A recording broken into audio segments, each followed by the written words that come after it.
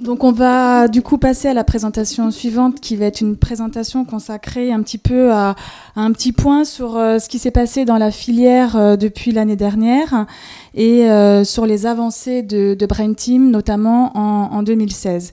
Donc cette année, dans Brain Team, nous avons eu le plaisir d'accueillir 2 nouveaux centres de référence qui vont venir s'ajouter aux 9 centres de référence déjà labellisés pour cette filière que je vous ai représenté ici sur cette carte de France avec les points rouges, et puis vous avez les noms associés dans le tableau. Le petit sigle APHP qui est mis devant chacun des centres de référence qui sont hébergés dans des hôpitaux de l'assistance publique de Paris. Et voilà, donc les 2 centres que nous avons nouvellement accueillis sont le centre qui prend en charge les syndromes neurologiques paranéoplasiques, qui est coordonné par Jérôme Honorat à Lyon. Et puis le second centre qui est en cours de rattachement à notre filière, c'est le centre qui prend en charge les pathologies neurovasculaires malformatives, coordonné par le professeur Laurence Pell au Kremlin-Bicêtre. Donc nous avons aujourd'hui un réseau de 11 centres de référence avec 24 sites constitutifs au total. Et nous avons une des premières actions qu'on a mis en place l'année dernière avec Bénédicte, c'était de réviser le maillage territorial de l'ensemble des centres de référence de la filière, de revoir un petit peu ce qu'on appelait historiquement le réseau de compétences de nos centres de référence. Et c'était un très gros travail au vu du nombre de centres de référence que nous avons dans la filière. Et au final, je vous ai représenté ici par les petits pins bleus ou rouges qui sont positionnés sur les villes, l'ensemble des villes qui accueillent en fait des équipes du réseau de compétences enfants en bleu ou adultes en rouge qui vont prendre en charge une ou plusieurs pathologies de la filière. Un petit pictogramme pour vous donner des chiffres, ça représente en gros à peu près 200 praticiens hospitaliers répartis dans 110 équipes hospitalières, dans 50 hôpitaux, une trentaine de villes, et ça comprend en gros 77 équipes spécialisées qui prennent en charge l'adulte et 34 qui prennent en charge l'enfant. Donc c'est un réseau très complexe, très lourde en termes quantitatifs, mais qui est finalement réparti de manière assez homogène sur tout le territoire et ce qui devrait répondre à la problématique de prise en charge locale. Cette première étape de révision du maillage territorial a été une étape préliminaire concernant la campagne de relabellisation des centres de référence. Cette carte sera bien sûr revue lorsque les dépôts de dossiers de nos centres de référence vont être faits. Elle sera agrémentée et complétée. Mais c'était une étape préliminaire essentielle pour repenser la relabellisation des centres de référence. Donc on est passé de ces chiffres-là que je vous avais présentés l'année dernière à des chiffres un petit peu plus conséquents, notamment en termes donc, de nombre de centres de référence, de centres dans le réseau de compétences et surtout en termes de maladies, puisqu'aujourd'hui la filière Brain Team répertorie plus de 800 pathologies rares du système nerveux central. Et nous avons également fait avec Bénédicte cette année un recensement de toutes nos pathologies, en gros, qui sont prises en charge dans les centres de référence. Je vous ai représenté ici un petit visuel concernant les groupes de pathologies qui sont prises en charge dans la filière. Donc il y a une vingtaine de grands groupes. Ce qu'on a fait, c'est qu'on a fait une révision de tous les codes ORFA. Alors les codes ORFA, ce sont les codes qui sont associés à chacune des maladies rares répertoriées aujourd'hui dans Orphanet. Donc c'est un travail que l'on a fait en collaboration avec Orphanet. Et cette révision des codes ORFA des pathologies nous a permis de recenser en fait le nombre de pathologies qui étaient prises en charge dans chacun des centres de référence de la filière. Et tout ceci s'inscrit dans une démarche nationale de travail en collaboration avec la BNDMR, qui est la Banque nationale de données maladies rares, qui sera à terme une super banque de données nationale qui doit collecter en fait l'ensemble des données maladies rares pour chaque patient maladie rare en France. Donc ce travail qui a été fait au niveau de la filière, mais qui s'inscrit dans un cadrage national, nous a permis donc de recenser 800 pathologies pour l'ensemble de nos centres de référence. Et je vous présente ici en fait le type de tableau final auquel on a abouti. Vous avez ici représenté dans cette colonne le nom du centre de référence. On avait répertorié les grands groupes de pathologies que un centre de référence peut prendre. Je vous ai mis en exemple le centre de référence des démences rares. Pour chacun des grands sous-groupes qu'on avait identifiés, on a comme ça pu répertorier les maladies types et ce qui nous a conduit à identifier des sous-types de pathologies dans les grands groupes. On a également en 2016 travaillé sur le développement d'outils de communication dédiés à la filière. Donc vous la connaissez bien maintenant, nous avons notre plaquette de présentation de la filière. Si vous avez besoin d'exemplaires de plaquettes pour distribuer dans vos associations, n'hésitez pas à nous demander, nous en avons plein à vous donner. Nous avons travaillé beaucoup sur la publication régulière d'infolettres pour vous tenir au courant de toutes les avancées de la filière. Vous les recevez tous régulièrement, j'espère. Si vous ne la recevez pas, vous pouvez vous y inscrire, sollicitez-nous. Et notamment, vous avez dû recevoir la semaine dernière l'infolettre médico-sociale de la filière qui va vraiment faire écho à la présentation médico-sociale qui sera faite tout à l'heure par Isabelle et Céline. Nous allons vous distribuer, nous l'espérons dans la journée, une version imprimée de cette infolette. Nous attendons toujours l'imprimeur que nous attendons depuis hier, qui ne viendra pas, me dit Bénédicte, ou qui n'est pas encore venu, je ne sais pas. Voilà, nous avons au niveau de la communication travaillé sur la mise en place du site internet de la filière. Donc c'est... Donc nous avons le site de Brain Team qui a été construit, donc nous avons mis un peu de temps à le sortir, mais là il est sorti. Si vous tapez brainteam.fr, vous allez arriver sur notre site internet qui doit normalement centraliser toutes les infos de la filière, donc présenter la filière, présenter les membres, les pathologies. Vous y trouverez toutes les dernières actualités. Il y a 2 outils qui sont mis à votre disposition sur ce site. Un outil normalement qui vous reprécise, donc du coup reliste les centres de référence avec leurs fiches associées. Vous avez aussi l'ensemble des grands groupes de pathologies qui vous sont présentés sur la gauche, et quand vous cliquez sur un groupe de pathologie, vous avez toutes les pathologies principales qui sont prises en charge avec donc les liens correspondants. Vous avez également la liste de toutes les associations de patients avec leurs coordonnées et les liens qui renvoient vers leur site. Et puis donc, comme je le disais, nous avons une page Facebook dans la filière maintenant où vous pourrez suivre un petit peu le fil d'actualité de ce qui se passe. Et puis au niveau de la communication, nous avons également assis notre communication par rapport à une présence à des congrès, que ce soit des congrès spécifiques maladies rares comme peut l'être le congrès rare auquel on a participé l'année dernière en France, ou des congrès un petit peu plus européens sur les maladies rares. Le congrès, les assises de génétique, où évidemment, qui est un endroit très important pour nous pour rencontrer nos partenaires, et puis des congrès un petit peu plus spécialistes concernant la neurologie, la neuropédiatrie, etc. Et l'année dernière, nous avons également fait une très belle action en interfilière au congrès des médecins généralistes, où nous avions un stand avec 12 autres filières. Et cette année, nous allons réitérer cette expérience en possiblement essayant de proposer la mise en place d'une session plénière pour un petit peu toucher un large public de médecins généralistes au sein peut-être d'un village maladie rare. On viendrait avec d'autres partenaires maladies rares que les filières, c'est-à-dire potentiellement des acteurs de la plateforme maladie rare.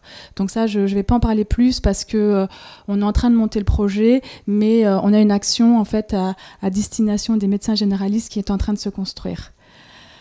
Au niveau des réseaux européens, ça nous a occupé une bonne partie de l'année 2016. Voilà, c'est, on va dire, est-ce que c'est une couche au millefeuille français? J'ai envie de dire oui et non. On rajoute encore une couche, mais là, cette fois-ci, c'est l'Europe, c'est pas la France. Et on va dire que c'était une recommandation de l'ECERD en 2013 de constituer des réseaux d'experts européens pour prendre en charge les maladies rares en Europe. Donc on appelle ça les ERN, et nous avons dans Brain Team essayé d'adhérer à cette dynamique assez tôt. Un ERN, c'est quoi? C'est un regroupement d'experts européens dans un champ de maladies rares qui vont partager de centres, je lisais de centres, mais il y a des experts, voilà, de centres de référence qui sont des experts européens qui se rassemblent en fait pour partager au niveau de mettre en place un réseau d'expertise. Et donc ces réseaux se sont constitués un petit peu dans la douleur, mais on y est arrivé. Et aujourd'hui, en fait, pour Brain Team, il faut savoir que parmi les centres de référence de Brain Team, il y en a 6 qui ont répondu favorablement à cet appel d'offres, dont 5 qui sont représentés ici en rouge, qui vont rejoindre un réseau qui s'appelle Rare Neurological Diseases pour les maladies rares neurologiques. C'est un peu en fait sur l'image de ce qui a été fait pour les filières en France. Et donc nous avons 5 centres et le centre de Kumarandeva concernant les maladies inflammatoires va rejoindre un autre ERN concernant les maladies inflammatoires et auto-immunes. Nous avons déposé les dossiers. Concernant le réseau qui concerne l'ensemble des 5 centres de référence de Brain Team, on rentre dans ce réseau de Rare Neurological Diseases qui comprend 32 centres européens répartis dans 13 États membres et qui inclut majoritairement toutes les pathologies concernant les mouvements rares et les maladies rares cognitives que je vous ai listées ici et qui correspondent en grande partie au type de pathologies qui sont prises en charge dans la filière. Aujourd'hui, nous avons passé avec succès l'ensemble des étapes d'évaluation du dossier. Nous avons été évalués et tous les audits se sont bien passés pour les centres qui ont été sélectionnés pour les audits. Et on attend le résultat courant décembre, mais après avec un a priori favorable pour la constitution de ce réseau. Il reste encore 2 grands groupes de pathologies à inclure dans cette ERN, dont le neurovasculaire qui nous concerne dans la filière, avec le centre du CERFCO, le centre des malformations neurovasculaires, possiblement la neurogénétique d'Angers viendra rejoindre l'ERN et le CR du syndrome Gilles de la Tourette également. En 2016, nous avons donc participer et développer un état des lieux et des missions dédiées un peu plus poussées que ce qui avait pu être fait l'année dernière où on était un petit peu jeune dans notre mise en place, où on avait présenté comme ça des axes de travail un petit peu, on va dire, préliminaires, qu'on avait présenté dans un plan d'action qui était assez pragmatique au départ, mais au final, toutes les actions qu'on avait présentées, je vous les ai remis en jaune ici, ont été réalisées. Cette année, on s'est attelé à un état des lieux beaucoup plus complexe parce qu'on a interrogé vraiment, que ce soit par des rencontres ou par des questionnaires en ligne, l'ensemble des acteurs de la filière, que ce soit les centres de référence, et ça comprenait 19 interlocuteurs par rapport au coordonnateur au site constitutif, l'ensemble des services sociaux de ces centres de référence, une centaine d'équipes du réseau de centres de compétences qu'on avait identifiés, l'ensemble de nos associations de patients, on avait sollicité 22, et plus des acteurs en fait plus tournés vers le médico-social, à savoir les équipes Relais Handicap Rare, certains établissements médico-sociaux et la CNSA, mais ça ce sera Isabelle qui vous en parlera plus tout à l'heure. Cet état des lieux très, très, très lourd, très complexe, nous a permis vraiment d'identifier les forces, les faiblesses, les leviers de la filière et de proposer vraiment en conséquence des axes d'amélioration de la filière qu'on a présenté dans le plan d'action 2016 qu'on a remis à la DGOS fin avril. Il y a 4 grands axes en fait qui ont été proposés. Un axe autour de l'amélioration de la prise en charge des patients, un axe autour de la recherche, un axe autour de la mise en place de la formation et de l'information et un axe concernant le développement européen et international de la filière, avec des objectifs intermédiaires et des actions dédiées dans chacun de ces objectifs. En 2 mots, juste pour vous présenter les 3 grands types d'actions qui sont décrites et rassemblées dans le plan d'action, on a tout un tas d'actions que je vais appeler institutionnelles parce qu'elles sont cadrées nationalement avec des acteurs nationaux comme peuvent l'être la BNDMR concernant l'épidémiologie, concernant la CNSA ou les équipes relais concernant le médico-social, concernant avec la HS concernant la mise en place des PNDS ou avec Orphanes par rapport au codage des pathologies. Donc ça, c'est des actions qui rentrent vraiment dans un cadre national et où on a des partenaires vraiment nationaux. On a tout un type d'actions qui vont concerner la communication, qui sont des actions qui peuvent être faites en interfilière ou qui sont spécifiques à notre filière, qui concernent la mise en place du site web, de l'infolettre, la participation à congrès, l'organisation des journées. Et puis des actions vraiment qui correspondent aux axes de déploiement de notre filière, à savoir le médico-social, où Isabelle vous parlera beaucoup plus de tout ce qui est travaillé au niveau des liens à faire avec les acteurs de terrain, avec la mise en place de conventionnement avec les établissements ou le développement d'outils ad hoc pour mettre en place ces liens médico-sociaux. Tout un axe concernant l'information, on va retravailler toutes les documentations concernant la prise en charge des patients, essayer de reproposer la mise en place des cartes maladies rares, et puis un axe formation qui sera à destination des professionnels, mais également de tous les autres partenaires de la filière pour comme ça un peu former l'ensemble de nos partenaires aux pathologies et à leur prise en charge. Le plan d'action 2016 vous sera distribué, j'espère, aujourd'hui, si on le reçoit. On l'a fait éditer. On va vous en distribuer un exemplaire en version papier. Si on ne l'a pas, on trouvera un autre moyen de vous le communiquer. J'insiste sur le fait que c'est un plan d'action qui est vraiment tourné vers le médico-social. Isabelle vous en reparlera plus en détail parce qu'elle va vous faire dans sa présentation un état des lieux complet de ce qu'elle a réalisé avec Céline au point de vue médico-social et des actions qui vont être mises en place dans notre filière. Je ne vais pas rentrer dans ce détail-là. Mais surtout, c'est un plan d'action qui est tourné vers l'amélioration de la prise en charge. Et à ce propos, je tenais juste à indiquer aujourd'hui qu'au niveau de la production des protocoles nationaux de diagnostic et de soins pour les maladies rares, qu'on appelle donc les PNDS, nous avons au niveau de la filière une petite accélération de la production de ces PNDS, puisque durant les 4 derniers mois, on a eu 3 PNDS qui sont sortis concernant ces 3 premières pathologies. On en a eu 2 en 2015 et on en a en cours 2 qui sont en cours de rédaction. Donc on va dire que les CR, les centres de référence sont assez actifs et productifs, donc on va essayer de maintenir cette dynamique et toujours de la cadrer au niveau de la filière pour qu'il y ait toujours une production active de ces recommandations. Et puis nous participons également au niveau de l'amélioration de la prise en charge à des groupes de travail avec la CNSA concernant le développement d'un certificat médical et l'amélioration du certificat médical MDPH, et en lien également avec le ministère de l'Éducation nationale pour travailler sur la problématique de l'intégration scolaire des enfants, mais Isabelle vous en reparlera. Concernant les associations de patients de la filière. Donc l'état des lieux de la filière nous a permis de faire un tableau, un petit peu un panorama de nos partenaires associatifs. Donc aujourd'hui dans la Brain Team, nous avons 24 associations de patients qui sont très différentes parce qu'elles ont des envergures très hétérogènes puisque certaines sont à des niveaux très locaux, d'autres sont à des niveaux nationaux et certaines sont à des niveaux européens, qui ont donc des modes de fonctionnement et des structurations très variables et qui également s'organisent sur le terrain de manière hétérogène puisque certaines disposent de délégations régionales et d'autres pas.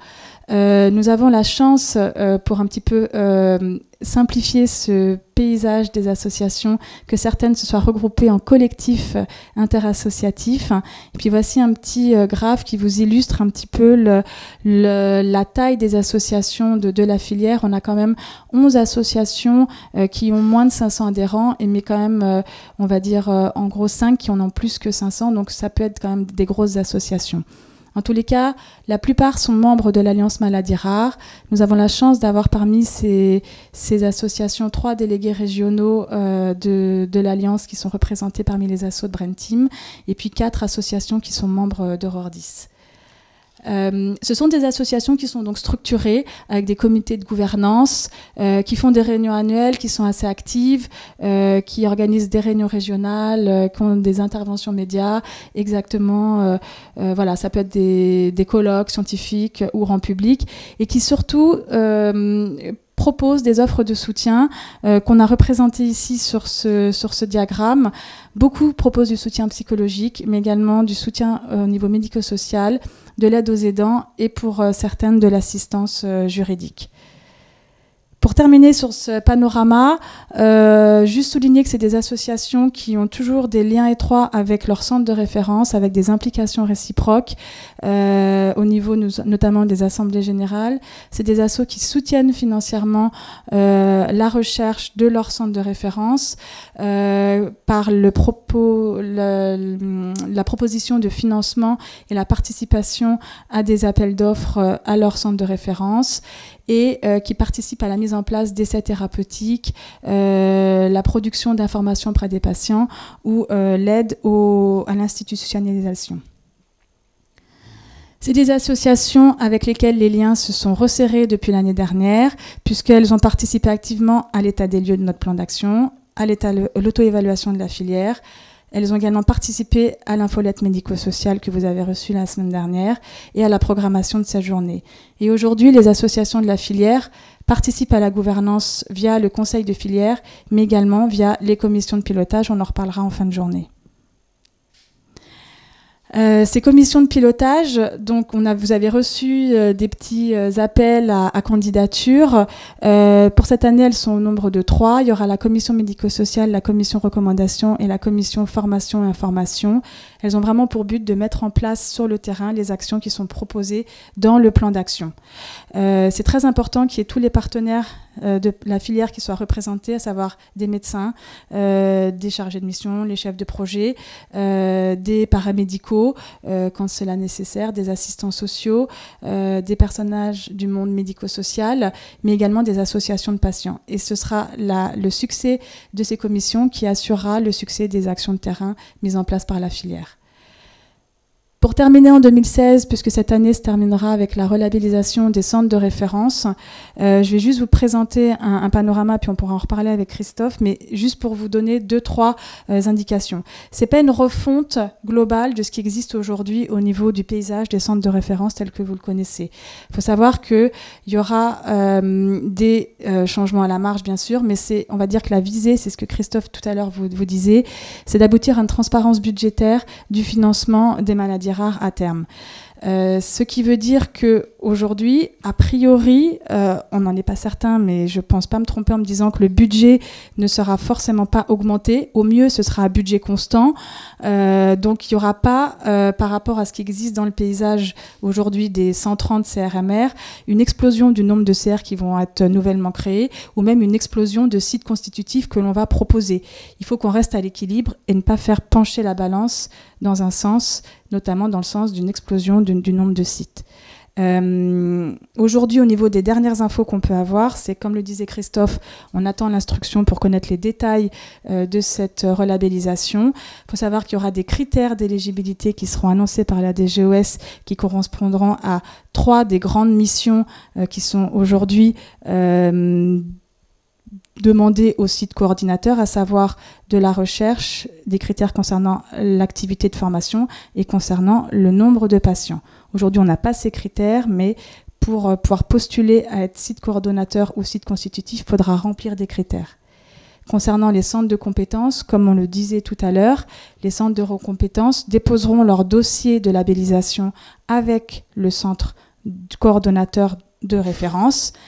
Ils n'auront pas de financement dédié, ça ne change pas par rapport à l'existant, mais par contre, ils auront cette obligation à terme de renseigner la BNDMR, donc de remplir les bases de données pour renseigner leur activité. Dans Brain Team aujourd'hui, ce qu'il faut retenir, c'est qu'il n'y a aucun risque identifié pour nos centres de référence de ne pas être relabellisés. Il faut que vous ayez en tête qu'aujourd'hui, il y a eu des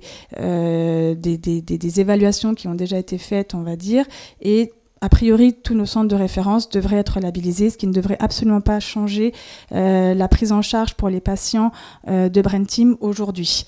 Il faut savoir que vos centres de référence sont très actifs et ont entamé des discussions pour repenser leur périmètre et leur contour de centres de référence. Donc, je pense que ça va bien se passer. Je n'ai pas d'inquiétude concernant la relabellisation de nos CR.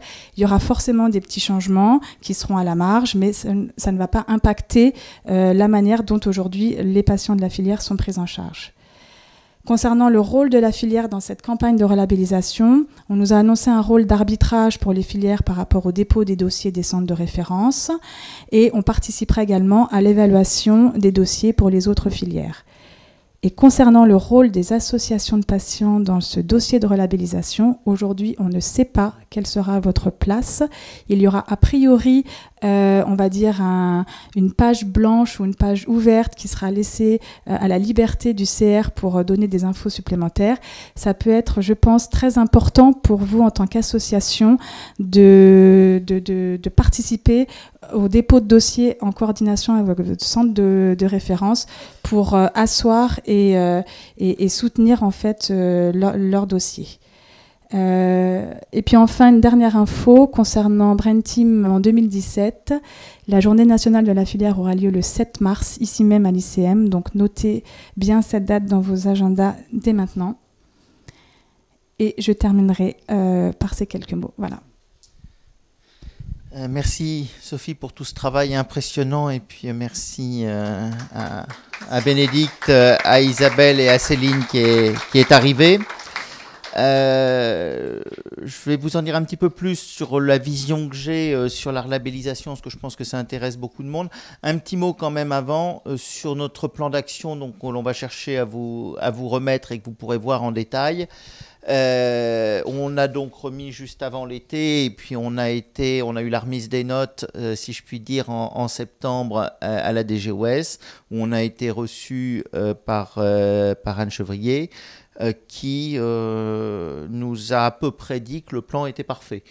Elle a validé la totalité de nos projets, de nos propositions, et quand elle ne les a pas validés, c'est parce que c'était une tellement bonne idée que ça allait être pris au niveau national et donc il ne fallait pas qu'on s'en occupe tout seul et qu'on serait associé bien sûr à la démarche nationale. Bon, vous me direz qu'une bonne note, ça fait toujours plaisir aux anciens écoliers que nous sommes tous restés, mais que ça ne va pas beaucoup plus loin. Mais ça a été un petit peu plus loin parce que derrière le fait de valider tous nos projets, les financements ont été avec et nous avons obtenu les financements de la totalité quasiment des projets que nous avions proposés, ce qui est loin d'être le cas de toutes les filières. Parmi les filières, c'est vrai que nous sommes une grosse filière, mais nous avons été une des filières les mieux financées cette année au niveau de la DGOS. Vous savez que l'année dernière, on avait rendu notre dossier, puisqu'on était une filière labellisée plus tard que les autres, les filles avaient eu 15 jours pour faire le dossier. On nous avait répondu que le dossier, il y avait plein de très bonnes idées, mais qu'étant donné qu'on n'avait pas respecté la forme administrative, il était pas recevable, et de toute manière qu'on avait plein d'argent d'avance, ce qui était vrai, puisqu'on avait reçu de l'argent et rétrospectivement. Donc cette année, on se demandait un peu comment ça allait se passer et ça s'est extrêmement bien passé en nous disant que le projet d'action de notre filière était même proposé en modèle à d'autres filières. Donc un grand bravo aux filles qui l'ont écrite encore une fois parce que c'est un travail énorme à la fois dans le fond mais également dans la forme pour satisfaire les exigences de notre administration chérie. Ça, c'était la première chose sur ce plan d'action. Sur les centres de référence, encore une fois, moi j'ai participé au comité de pilotage, donc j'ai eu un petit peu les informations de l'esprit du départ. Alors l'équipe au niveau du ministère a changé, donc ça donne quelques réserves, mais l'idée générale, c'est vraiment ça. C'est pas de tout foutre en l'air. Et c'est certainement pas d'aller embêter les centres qui fonctionnent bien. Le ministère a identifié sur les 131 centres de l'ordre de 20 ou 25 qui ne fonctionnent pas ou ont une activité qu'ils considèrent comme tellement faible que ça ne justifie peut-être pas de refaire un centre de référence. Mais ça ne veut pas dire, même pour ceux-là, qu'ils souhaitent les faire disparaître du paysage. Ça veut dire que quand vous avez un centre qui déclare 19 patients dans l'année, on peut quand même imaginer aujourd'hui que donner 250 ou 300 000 euros à un centre qui voit 19 patients, c'est peut-être un peu excessif et un petit peu inéquitable par rapport aux autres maladies rares. Donc voilà, il y a certains centres qui ne répondent pas au téléphone et pour lesquels les hôpitaux continuent à toucher l'argent, mais ils ne sont pas capables de dire quel est le nom du médecin qu'ils coordonnent. Les courriers reviennent, n'habitent pas à l'adresse indiquée et personne ne répond au téléphone. Voilà, ce qui est donné comme message, c'est que c'est ce genre de structure et ce genre de centre qui sont réellement en danger. Donc je pense que la difficulté, elle n'est pas là. La difficulté, elle est que par rapport aux critères qui ont été mis, il y a énormément de structures en France qui peuvent solliciter d'être au moins centre constitutif. Et on va être, moi j'en suis persuadé, dans la filière et d'une manière générale au niveau national, on va être devant des demandes extrêmement importantes de nouvelles labellisations. Or, l'enveloppe, c'est très clair, il n'y aura pas un centime de plus. Donc, si on morcelle énormément, ben, ça veut dire que les centres vont voir leur dotation diminuer proportionnellement, considérablement, ce qui n'est pas non plus l'idée générale. Et on est aujourd'hui, alors on attend la circulaire précise, mais on est dans une situation très difficile parce qu'en plus, nous, en tant que filière, on nous dit c'est vous qui ferez la lettre de couverture de l'envoi des dossiers de relabellisation des centres de référence de votre filière. Vous aurez un avis qui sera extrêmement pris en compte. On compte sur vous pour donner du sens à ce qu'il y ait un réseau, à ce qu'il y ait la totalité des missions soit remplie, que les gens puissent travailler en bonne entente, en coordination. Mais on ne vous donne aucune garantie que ce que vous proposez sera suivi. Donc vous imaginez la situation dans laquelle je suis moi, quand j'ai des petits collègues qui sont tous extrêmement compétents, qui travaillent très bien et qui viennent me voir en me disant « moi je veux être centre constitutif », qui correspondent aux critères minimums exigés par le ministère, mais dont je sais que l'addition de tous ne sera pas acceptable par le ministère. Donc c'est vrai qu'on attend de voir exactement comment va sortir la circulaire, mais les filières actuellement sont un petit peu en difficulté par rapport à cela. Parce qu'avec le nouveau fonctionnement, c'est vrai que le côté centre constitutif peut être, voilà, va devenir l'objectif. Je pense que tout le monde a entendu qu'ils ne vont pas créer des centres de référence supplémentaires en grande quantité. S'il y a vraiment des domaines dans lesquels il y a un blanc sur la cartographie des maladies, mais ça sera à mon avis à la marge.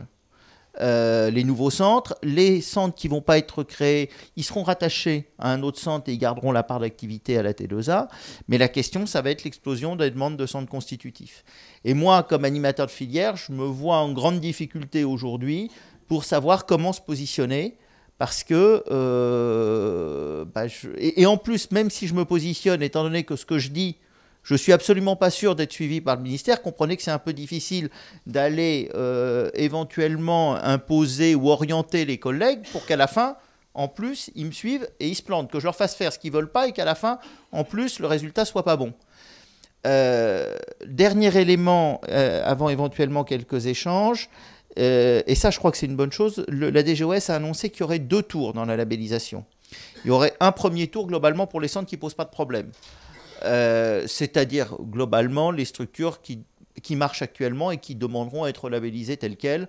Ceux-là, il y a même à un moment, ils avaient envisagé de même pas faire de procédure de relabellisation, mais c'est pas politiquement correct, mais ils avaient même envisagé jusque-là de ne pas faire de procédure pour les centres dont tout le monde savait que ça marchait.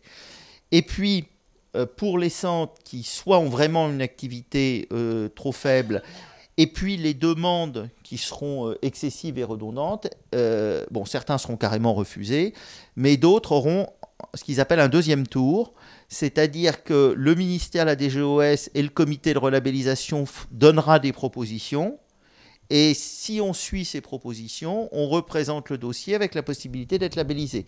Je vous rappelle que c'est ce qui s'était passé pour notre filière, puisqu'initialement, la filière Brain Team correspondait à 3 demandes de filières différentes, et le ministère nous avait refusé ces 3 filières dans un premier temps, mais nous avait dit regroupez-vous, représentez un dossier, et là vous serez labellisé. Ce que l'on avait fait, effectivement, on avait obtenu la labellisation. C'est historiquement la raison pour laquelle notre filière avait commencé après les autres, c'est qu'on faisait partie des 3 ou 4, je ne sais plus combien il y en avait, 4 ou 5 filières qui étaient passées au deuxième tour, non pas que les projets initiaux n'était pas bon, mais simplement que le ministère avait souhaité, plutôt que de faire 3 petites filières, en avoir une plus grande. Voilà un petit peu ce qu'on sait aujourd'hui. La circulaire n'est pas sortie, donc c'est sous toute réserve. Je ne sais pas s'il y a des commentaires, des remarques. Oui. Concernant les centres de compétences, je crois que la question d'hier ils ne sont pas votés. Non. La seule chose, c'est...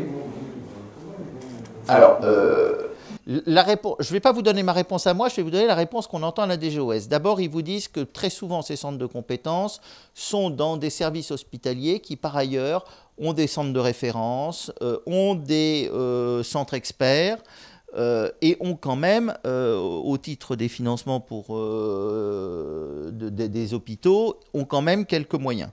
Bon, c'est quand même la raison pour laquelle ça a, dans beaucoup de secteurs, pas marché, ces centres de compétences, l'absence de financement. Donc je pense que cette réponse n'est pas satisfaisante. Elle n'est pas totalement inexacte, mais elle n'est pas satisfaisante.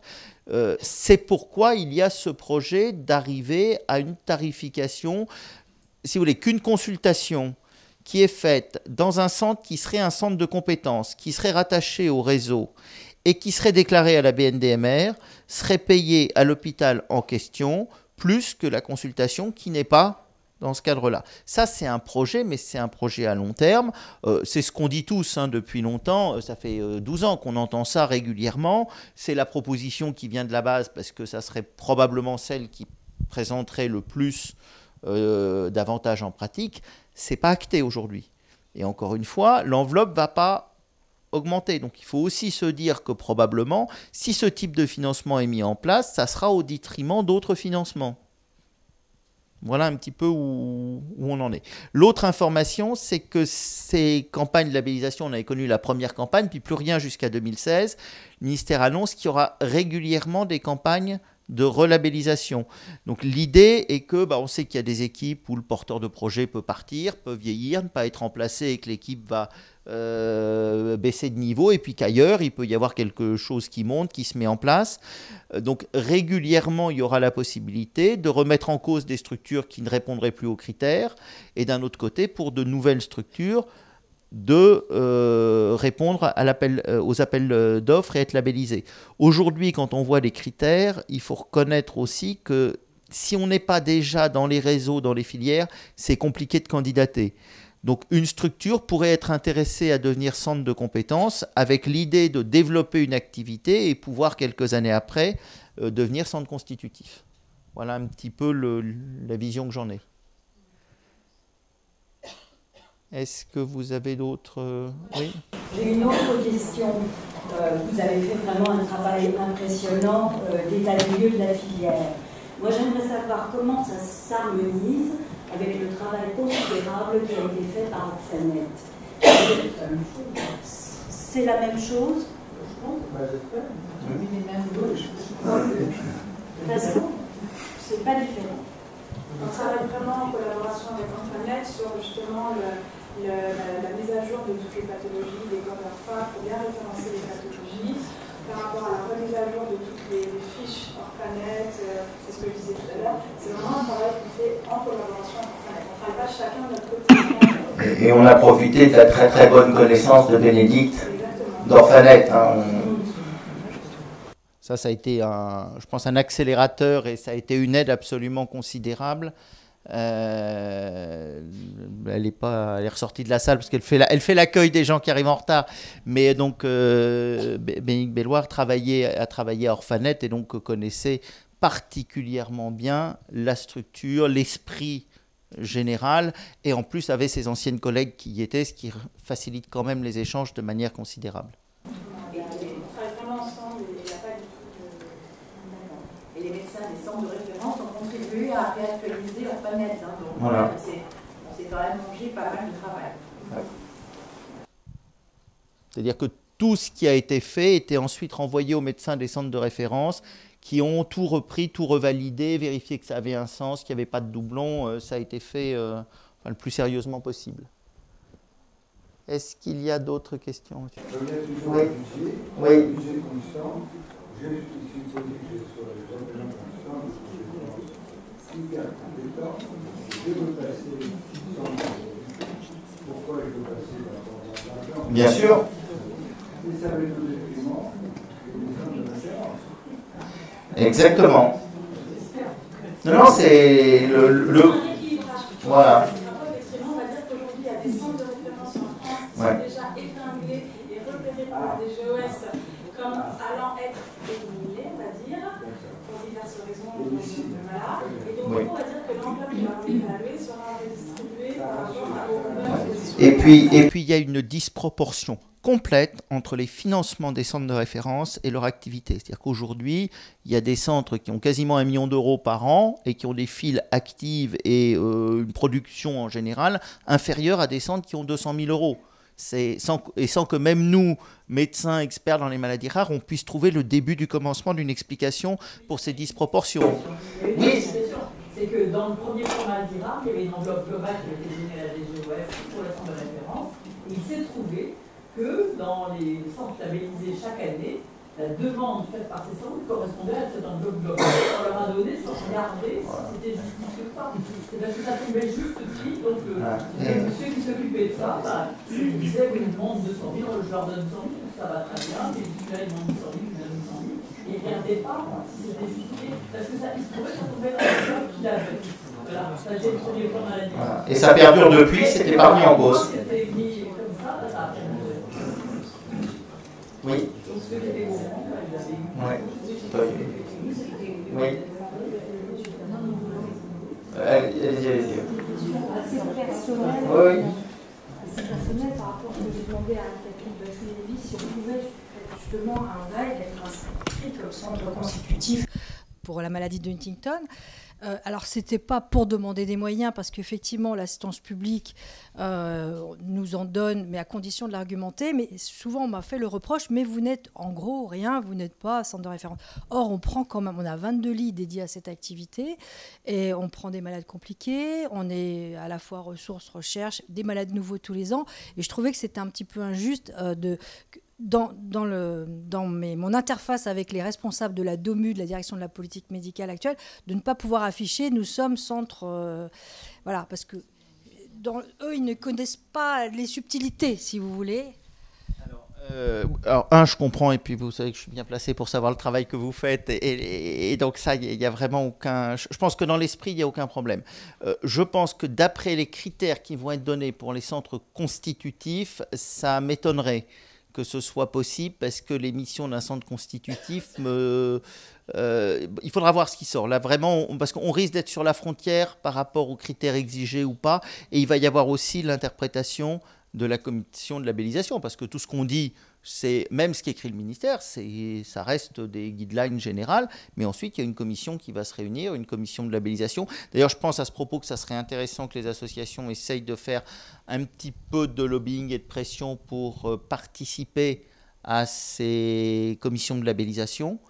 Nous, on a fait de notre côté déjà du lobbying pour qu'il y ait des médecins qui connaissent les maladies rares, parce que initialement, quand vous voyez la liste, c'était assez impressionnant. C'était une liste d'administratifs pur et dur. Vous aviez les représentants de tous les ministères, de toutes les directions, de toutes les instances qui existent. Et puis, il y avait... Alors, ils avaient mis la présidence à un médecin qu'on est plusieurs à bien connaître ici, qui a une reconnaissance nationale indiscutable en neurologie, mais qui, à mon avis, est quelqu'un d'extrêmement occupé, puisque c'est Michel Clanet, extrêmement occupé, déjà en charge d'autres plans nationaux maladies rares, et il n'y avait aucun expert des maladies rares dedans, parce qu'ils avaient argué qu'on était tous en conflit d'intérêts. Donc, on était complètement exclus de cela. Donc, on a fait pression et on a obtenu qu'il y ait des représentants des filières qui participent à la labellisation des centres des autres filières. C'est-à-dire qu'il y aura des gens de la filière Brain Team comme médecins qui siégeront au comité qui décidera de la relabellisation des centres d'hématologie, des centres... Voilà, donc on a déjà fait cet entrisme. On avait parlé et on a évoqué la dernière fois de la place des associations. Je ne sais pas si ça a été tranché ou pas. Pas plus que les médecins, je crois, ce n'était prévu initialement. On a fait remonter aussi cette demande. Je pense que ça serait important par le biais de l'Alliance que vous insistiez, parce que vraiment, je peux vous assurer que le panorama, le tour de table, c'était le représentant d'une direction des finances, d'une direction d'hôpitaux, d'une direction générale, un représentant de la DGOS, un représentant du ministère de CID, de l'HCE, enfin, uniquement des gens qui étaient purement administratifs, qui ont sûrement leur légitimité dans un tel tour de table, mais une exclusivité, c'est un peu beaucoup. Une dernière question, peut-être avant de passer la parole à Isabelle, oui. Est-ce que vous avez une idée du planning de décision pour avoir Alors, ce qui nous avait été annoncé, c'est que nous devions rendre nos dossiers, j'ai la date du 23 janvier en tête, mais à 12 ? Vu qu'il y a déjà du retard, voilà. Initialement, c'était pour fin de l'année. On sait que ça a été reporté après, en janvier. La date exacte, ça va peut-être dépendre de la sortie. La volonté, c'est que ça soit relabellisé avant le changement de gouvernement, que la décision ministérielle soit prise juste avant le changement de gouvernement, parce que sinon, tout risque de tomber à l'eau.